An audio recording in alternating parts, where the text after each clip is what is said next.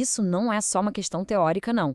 É um problema real no mundo do design, muitas vezes com expectativas altíssimas e um prazo que, nossa, é curtíssimo. Então, imagina o cenário, uma maratona criativa. O desafio é criar um tal de selo de brasilidade em apenas 90 minutos. É uma corrida contra o relógio, um teste de fogo para ver quem consegue traduzir a cultura do Brasil numa identidade visual que seja poderosa, principalmente para as redes sociais. Tá, mas como se encara uma missão dessas? Vamos dar uma olhada em como uma oficina de design quebra esse problemão em um processo com começo, meio e fim.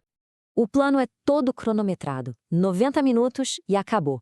A velocidade aqui é o mais importante. Não dá tempo de ficar pensando muito, é partir da inspiração, do rascunho, direto para a criação digital e para a apresentação. Realmente não há tempo a perder. O primeiríssimo passo é um aquecimento. Os designers dão uma olhada em imagens de referência, analisando 5 critérios principais. Isso serve para quê? Para ligar o radar, ativar o olhar crítico e, o mais importante, sintonizar a percepção sobre o que faz uma imagem ter aquela cara de Brasil. Ok, mas com tantas opções, como é que um designer escolhe os elementos certos? Bom, tudo começa quando a gente entende que qualquer mensagem visual funciona em 3 níveis diferentes.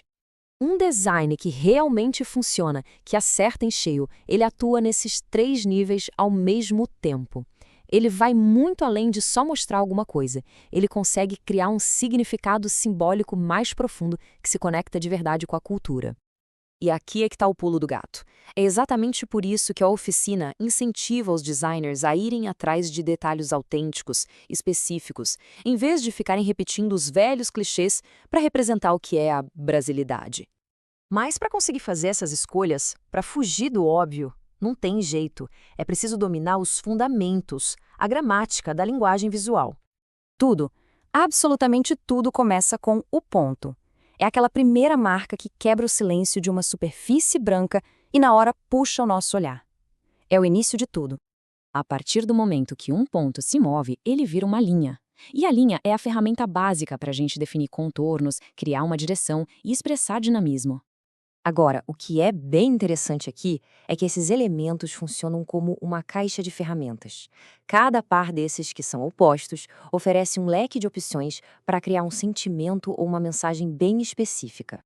E essa imagem aqui ilustra a diferença de um jeito brilhante. O equilíbrio dá uma sensação de calma, de estrutura, né? Já a instabilidade cria tensão, movimento. A escolha entre um e outro vai depender totalmente da mensagem que se quer passar.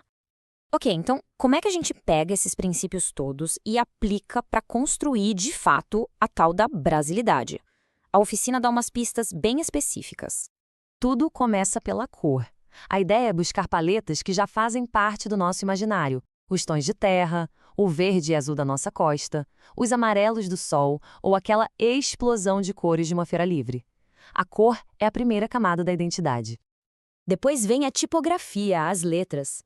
A oficina incentiva a olhar para as ruas. Para aquelas letras pintadas à mão em placas, as fachadas de lojas de bairro, os cartazes lambe-lambe, existe uma riqueza de estilo ali que é unicamente nossa. E não adianta ter uma boa ideia, ela precisa funcionar no mundo real. Por isso, a etapa de aplicação simulada é tão importante, para ver se o selo funciona bem num post de Instagram, por exemplo. E logo depois vem a apresentação relâmpago, 45 segundos para defender todo o conceito. E o que define um bom trabalho? Não é só a beleza.